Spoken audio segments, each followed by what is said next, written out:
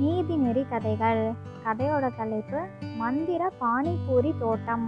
வாங்க கதைக்குள்ள போகலாம். திலீப்பு கனகான்னு ஒரு அம்மா அப்பாவுக்கு ஒரே ஒரு செல்ல மகன். அவங்க மகன்னா அவங்களுக்கு அவ்வளோ பிடிக்கும். இவங்க 2 பேர்த்துக்கும் கிட்டத்தட்ட ஒரு 14 வருஷங்கள் குழந்தையே இல்லை. அதுக்கப்புறம் பிறந்த குழந்தை தான் இந்த சித்தார்த்து. சித்தார்த்தோட அம்மாவும் அப்பாவும் படிக்காதவங்க. ஆனால் சித்தார்த்தை நல்லா படிக்க வைக்கணுங்கிறதுக்காக ஒரு நல்ல ஸ்கூலாக பார்த்து அவனை நல்லா மேல் படிப்பெல்லாம் படிக்க வச்சு இப்போ கல்லூரி படிப்பையே முடிக்க வச்சுட்டாங்க. இவ்வளோ படிக்க வச்சாங்களே, ஆனால் இந்த சித்தார்த்து கொஞ்சம் கூட பொறுப்புன்றதே கிடையாது. அவங்க அம்மா அப்பா கிட்ட காசெல்லாம் வாங்கிட்டு போய் செலவழிக்கிறதையே வேலையாக வச்சுட்டு இருந்தான். வேலைக்கும் போகிறது கிடையாது, கல்லூரிக்கு போகும்போதும் ஒழுங்காக போனதே கிடையாது. பசங்களோட சேர்ந்து ஊரை சுற்ற வேண்டியது, கிளாஸை கட்டடிக்க வேண்டியதுன்னு இப்படியே தான் இருந்தான். ஆனால் எப்படி தான் அதிர்ஷ்டவசமாக பாஸ் பண்ணானே தெரியல. அதுதான் மிகப்பெரிய ஆச்சரியம். எல்லா பாடங்கள்லையுமே பாஸ் பண்ணிட்டான். இப்போ தான் படித்து முடிச்சிட்டானே, இப்போ என்ன வேலைக்கா போயிடுவான்? சும்மா தான் இருக்கிறான். அவங்க அம்மா அப்பா தான் இன்னுமே அவனை கவனிச்சுக்கிறாங்க. அவங்க அம்மா அவங்க சொந்த ஊர்லேயே ஒரு பானிபூரி கடை வச்சுருக்கிறாங்க. அவங்க அப்பா அதே சொந்த ஊர்லேயே விவசாய நிலத்தில் விவசாயம் பார்க்குறாங்க. இதோ சைக்கிளில் பால் விற்றுட்ருக்கிறாரே, இவர் தான் சித்தார்த்தோட சித்தப்பா. சித்தார்த்தோட சித்தப்பா மகனும் சித்தார்த் கூட படித்தவன் தான். சித்தார்த்தும் அவனோட சித்தப்பா பையனும் சேர்ந்துருந்தாங்கன்னா எப்போவுமே ஒத்துமையாகவும் இருப்பாங்க, ஒழுங்காக இருப்பாங்க. ஆனால் ஒரே ஒரு பெரிய கெட்ட பழக்கம் ஒன்று இருக்குது. தினமும் படம் பார்க்கணும், பானிபூரி சாப்பிடணும். அதுவும் இங்கேருந்து 15 கிலோமீட்டர் தூரம் தாண்டி போய் பார்த்த படமே திரும்ப திரும்ப பார்த்துட்டே தான் இருப்பாங்க. தியேட்டருக்கு போய் தான் பார்ப்பாங்க.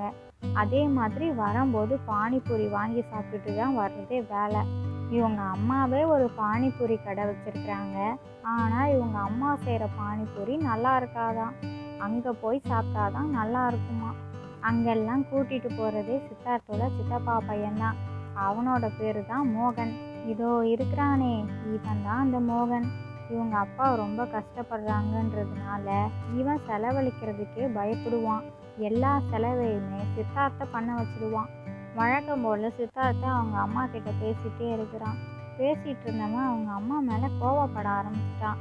என்னம்மா நீங்கள் எப்போ பார்த்தாலும் என்னை வேலைக்கு போனே சொல்லிட்டு இருக்கிறீங்களே, நான் தான் கல்லூரி படிப்பை தான் முடிச்சிட்டேன்ல, ஒரு 2 வருஷத்துக்கு என்னை சும்மா இருக்க விடுங்களேன், அதுக்கப்புறம் நானாக என்னோடய வேலையை பார்த்துக்கிறேனே, நீங்கள் வேணும்னா பாருங்கள், நான் ஒரு நல்ல வேலைக்கு போக தான் போகிறேன், நிறையா சம்பாத்தியம் பண்ணுவேன் அப்படின்ட்டு சொல்கிறான்.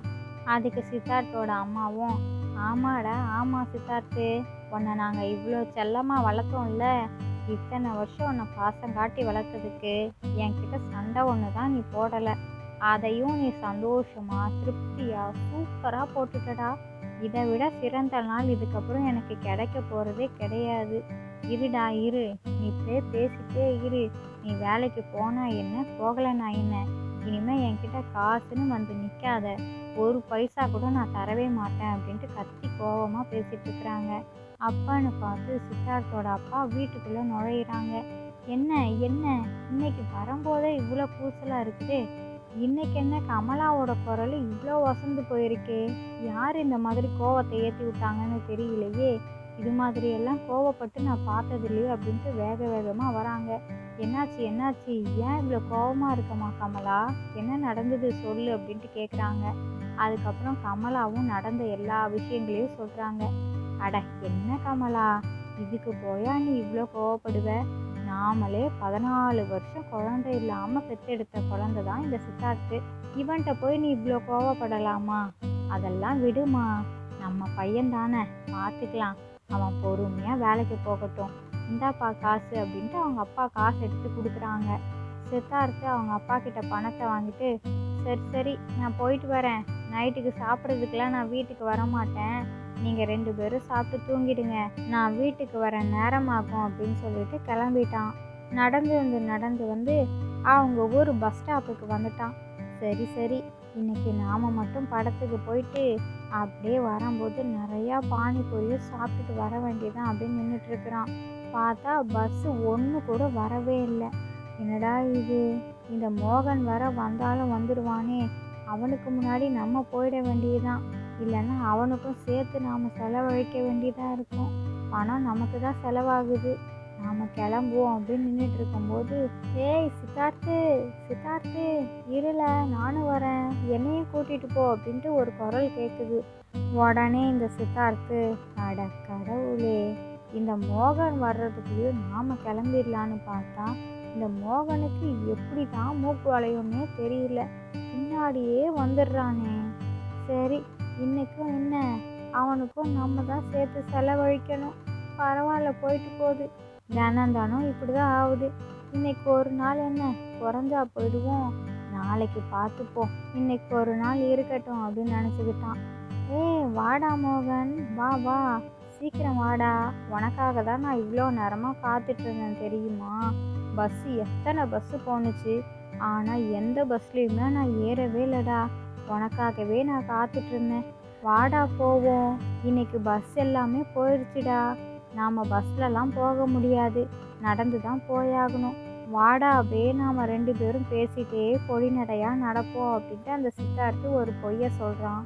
இந்த மோகனும் சித்தார்த்து சொல்கிறது தான் உண்மைன்னு நினச்சிக்கிட்டு சித்தார்த்து கூட அப்படியே நடந்து பேசிகிட்டே போயிட்டுருக்குறாங்க.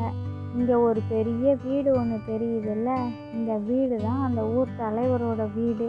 அந்த தலைவர் ரொம்பவே திமிரு பிடிச்சவர், பணத்தாசை பிடிச்சவங்க. எப்போ பார்த்தாலும் பணம் சம்பாதிக்கணும், பணம் சம்பாதிக்கணும், நாம தான் இந்த ஊருக்கு தலைவராக எப்போவுமே இருக்கணும், என்னோட பரம்பரையில் தான் தலைவர் தலைவி எல்லாரும் வழி வழியாக வரணும், பணத்துக்கு மேலே பணம் சம்பாத்தியம் பண்ணி இந்த ஊரையே வாங்கிடணும் அப்படிங்கிற எண்ணம். இந்த தலைவரை பார்த்து பேசுறதுக்காக தலைவரோட தொழிற்சாலையில் வேலை பார்க்குற பணியாள் ஒருத்தவங்க இந்த தலைவரோட வீட்டுக்கு வந்திருக்கிறாங்க. தலைவரையா, எனக்கு கொஞ்சம் பணம் தேவைப்படுது, நானாக ஒரு சொந்தமாக ஒரு தொழில் பண்ணலான்னு இருக்கிறேன், அதுக்கு முதலீடு வேணும், அதனால் எனக்கு கொஞ்சம் பணம் தேவைப்படுது, கடனாக நீங்கள் கொடுத்தீங்கன்னா நான் சீக்கிரமாகவே உங்கள்கிட்ட திருப்பி தந்துடுவேன் அப்படின்ட்டு கேட்குறாங்க. அதுக்கு உடனே இந்த தலைவரும், ஓ அப்படியா, நீ என்னோட தொழிற்சாலையிலேயே நீ வேலையை பார்த்துட்டு இப்போ நீயே சொந்தமாக ஒரு தொழில் ஆரம்பிக்க போறியா, சரி சரி, நல்ல விஷயந்தான், ஆனால் நீயா சொந்தமாக ஆரம்பிக்கக்கூடாது, முதலீடுக்கு நான் தானே உனக்கு பணம் தரப்போவேன், அதனால் நீ பார்க்குற வியாபாரத்துக்கு என்னோட பேரை தான் நீ வைக்கணும், சரியா, இதுக்கு சம்மதம்னா நான் இப்போவே உனக்கு முதலீடு பணம் எவ்வளோ தேவையோ அது மொத்தத்தையுமே நான் தந்துடுறேன் அப்படிங்கிறாங்க. அதுக்கு இந்த குட்டாவும், சரிங்க முதலாளி ஐயா, நான் உங்களோட பேரையே வைக்கிறேன், எனக்கு முதலீடு பணம் மட்டும் தந்தாலே போதும், ஒரு சின்ன பானிபூரி கடை தான் தொடங்கலான்னு இருக்கிற முதலாளி, அதுக்கு எவ்வளோ முதலீடு தேவையோ அதை மட்டும் நீங்கள் தந்தால் போதும் அப்படின்ட்டு அந்த பணத்தை வாங்கிட்டு கிளம்பிட்டாங்க. இங்கே என்னடானா சித்தார்த்து சொன்னான்ல போய், பஸ் எல்லாமே போயிடுச்சு, இதுக்கப்புறம் இனிமேல் பஸ்ஸு வர்றதுக்கு ரொம்ப நேரம் ஆகும், நாம் நடந்தே போகலான்ட்டு சொன்னான்ல, பார்த்தா அந்த டவுனுக்கு போகிற பஸ்ஸு வரிசையாக வருது. உடனே இந்த மோகனு, என்னடா சித்தார்த்து, எனக்கு காது குத்தலைன்னு நினச்சியா, இதுக்கப்புறம் நான் உன்கிட்ட வரேனான்னு பாருடா, நான் தனியாக போகிறேன், நீ தனியாக போ அப்படின்ட்டு 2 பேருமே கோச்சிக்கிட்டு சண்டை போட்டுட்டு கிளம்பிட்டாங்க. இந்த குட்டா இரவோட இரவாக பானிபூரி கடையை நாளைக்கு போடலான்னு சொல்லிட்டு அதுக்கான வேலைகள் எல்லாத்தையுமே ரொம்ப தீவிரமாக பார்த்துட்ருக்குறாங்க. மறுநாள் விடிஞ்சிருச்சு. இந்த சித்தார்த்துக்கு மனசே கேட்கல, நேற்று நாம் மோகனை அப்படியெல்லாம் திட்டியிருக்கக்கூடாது, ஏமாத்திருக்கக்கூடாது, அவனால் தானே நாம் ருசியான பானிபூரியை சாப்பிட முடியுது, இன்னைக்கு கண்டிப்பாக அவனை சந்தித்து நாம் மன்னிப்பு கேட்டே ஆகணும்னு சொல்லிட்டு அந்த பஸ் ஸ்டாப்புக்கு வந்து நின்றுட்டுருக்கிறான். இந்த மோகனுக்கும் நாம் நேற்று சித்தார்த்துக்கிட்ட சண்டை போட்டுமே அப்படிங்கிற ஞாபகமே இல்லை. வழக்கம் போல் வந்து பேசுகிறதுக்கு வரான். சித்தார்த்து, சித்தார்த்து, நான் வந்துட்டேன்டா, இருடா நானும் வரேன் அப்படின்ட்டு கூப்பிட்றான். வாடா வாடா மோகனு, என்னை மன்னிச்சிருடா, நேற்று நான் உன்கிட்ட அவ்வளோ கோபமாக நடந்துக்கிட்டதுக்கும் உன்னை ஏமாத்தினதுக்கும் என்னை மன்னிச்சிருடா அப்படின்ட்டு சித்தார்த்து சொல்கிறான். அதுக்கு உடனே மோகனு, என்னடா சொல்லிட்டு இருக்கிற, நாம் சண்டை போட்டுமா, எனக்கு சுத்தமாக அதை பற்றி ஞாபகமே இல்லை, நான் மறந்தே போயிட்டேன், என்ன சண்டை நடந்ததுன்னு இப்போ நீ சொல்லி தான் எனக்கே ஞாபகம் வருதுடா, அதையெல்லாம் விடு, வா நம்ம ஊரில் ஒரு புது பானிபூரி கடை திறந்துருக்குறாங்களாம், அதுவும் நம்ம ஊரில் உள்ள குட்டா அண்ணன் தாண்டா கடையை திறந்துருக்குறாங்க, வாடா வாடா அங்கே போய் சாப்பிட்டுட்டு வருவோம், அங்கே சூப்பராக இருக்கும்டா, ஏன்னா அவங்க பர்மாலேருந்து வந்தவங்க, பர்மா ஸ்டைலில் செய்வாங்க. வா வா நம்ம போய் சாப்பிட்டு பார்ப்போம், நல்லா இருக்கும்டா, விலையும் ரொம்ப கம்மியாக தான் இருக்குன்னு சொல்கிறாங்க. இன்னைக்கு நானே காசு எடுத்துகிட்டு வந்துட்டேன், நான் உனக்கு இன்னைக்கு வாங்கி தரேன் அப்படின்ட்டு கூட்டிகிட்டு போகிறான். சித்தார்த்தும் மோகனும் குட்டா அண்ணாவோட புது பானிபூரி கடைக்கே வந்துட்டாங்க. இங்கே வந்து பார்த்தா குட்டா அண்ணாவோட பானிபூரி கடையில் அவ்வளோ ஜனம் நிற்கிது. அண்ணன் அண்ணன் குட்டா அண்ணன், எனக்கு ஒரு பிளேட் பானிபூரி, மோகனுக்கு ஒரு பிளேட் பானிபூரி அப்படின்ட்டு கேட்குறான். உடனே இந்த குட்டா அண்ணனும், இருங்க இருங்க தம்பிங்களா, ஒரு 2 நிமிஷம் காத்திருக்க முடியுமா, இவங்களுக்கு கொடுத்துட்டு நான் உங்களுக்கு தரேன் அப்படின்ட்டு சொல்கிறாங்க. சரிங்கண்ணே, நாங்கள் காத்திருக்கிறோம் அப்படின்னு சொல்லிட்டு அவங்க 2 பேருமே காத்துட்ருக்குறாங்க. அந்த நேரத்தில் தான் அந்த ஊர் தலைவர் வராங்க. என்னடா டேய் குட்டா, கடையெல்லாம் திறந்துட்டியா, இன்னைக்கு நல்ல வருமானம் போல இருக்கு, இன்னைக்கு கிடைச்ச வருமானத்தில் எவ்வளோ லாபமோ அதை என்கிட்ட கொடுக்கணும்ல, சீக்கிரம் எடுடா, காசை கொடு, நான் அடுத்த கடைக்கு போகணும் அப்படிங்கிறாங்க. ஆமாம் ஆமாம், நீங்கள் 2 பேர் எதுக்குடா வந்தீங்க, மோகனு அப்புறம் பேர் என்ன, சித்தார்த்து தானே, ஆமாம் உங்கள் அம்மா தானே ஒரு பானிபூரி கடை வச்சுருக்குறாங்க, நீ எதுக்கு இங்கே வந்து வாங்கி சாப்பிட்ற, டேய் குட்டா, இவங்க 2 பேர்த்துக்கும் இங்கே பானிபூரி எல்லாம் கொடுக்காத, இவங்க வெளியூர் போய் பானிபூரி சாப்பிட்ற ஆள், அதனால் இவங்களுக்கு பானிபூரி தந்தேன்னா உனக்கு நான் கடையவே இங்கே வச்சுருக்க விட மாட்டேன், கடையை வேற ஆளுக்கு கை மாற்றி விட்டுருவேண்டா, சரியா, இவங்க 2 பேருக்கும் பானிபூரி கொடுக்கக்கூடாது அப்படிங்கிறாங்க. உடனே இந்த சித்தார்த்து, என்ன தலைவரே இப்படியெல்லாம் பேசுகிறீங்க, இதெல்லாம் சரி கிடையாது, நாங்கள் காசு கொடுத்து தானே வாங்கி சாப்பிட்றோம், குட்டாண்ணே எங்களுக்கு ஆளுக்கு ஒவ்வொரு பிளேட் பானிபூரியை கொடுங்க அப்படின்ட்டு கேட்குறாங்க. அதுக்கு இந்த குட்டாண்ணனும், இல்லை தம்பி, 2 பேரும் என்னை மன்னிச்சிருங்க, என்னாலலாம் தர முடியாது, நானே இப்போ தான் புதுசாக கடை திறந்துருக்கிறேன், திறந்த அன்னைக்கே கடையை மூட வச்சிடாதீங்கப்பா, கிளம்புங்க, எனக்கு வியாபாரம் ஆகணும், அப்போ தான் நான் காசை கொடுக்க முடியும் முதலாளிக்கு, கிளம்புங்கப்பா கிளம்புங்க அப்படிங்கிறாங்க. இவங்க 2 பேரும் வாயடைச்சு போயிட்டாங்க. என்னடா இது, காசு கொடுத்து சாப்பிட வந்ததுக்கு நம்ம 2 பேருக்கும் இப்படி ஒரு நிலைமையா, சரி வா நம்ம போவோம் அப்படின்ட்டு 2 பேரும் நடந்து வந்துட்டுருக்குறாங்க.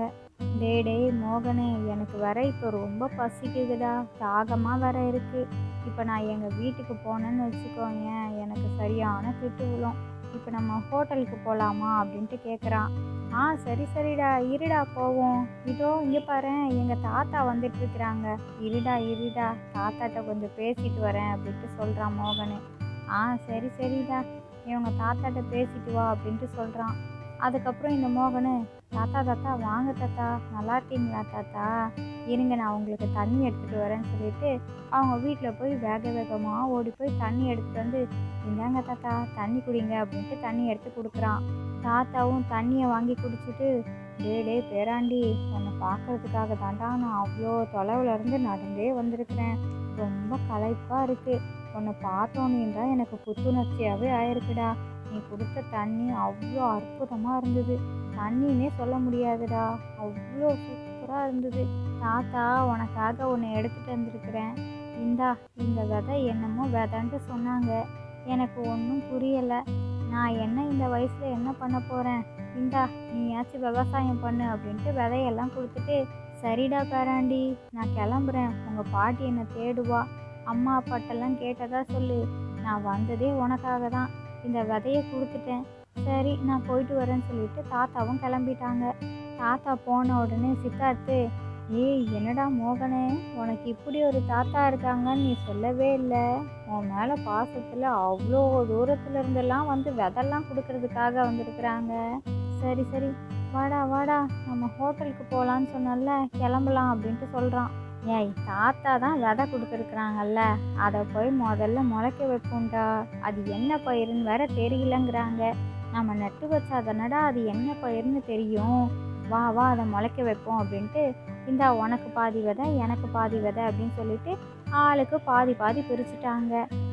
மறந்துட்டேன்டா, எங்கள் நிலத்துலலாம் இப்போ போட முடியாது, உங்கள் நிலத்துல தான் போட முடியும், மன்னிச்சிருடா, எனக்கு தான் நிலமே இல்லைல்ல, நான் எங்கே போய் நட்டு வைக்கிறது, உன்னோட நிலத்துலையே போடலாம், அதுக்கப்புறம் அதில் கிடைக்கிறத வச்சு நாம் வியாபாரம் பண்ணி அதில் நாம் லாபம் பிரிச்சுக்கலாம் அப்படின்ட்டு சொல்கிறான்.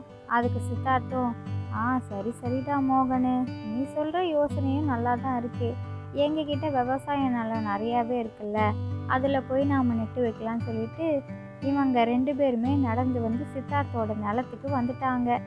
இப்போ சித்தார்த்து அந்த விதையெல்லாம் முளைக்க போடுறான். முளைக்க போட்டுட்டு அவங்க 2 பேருமே அவங்கவுங்க வீட்டுக்கு கிளம்பிட்டாங்க.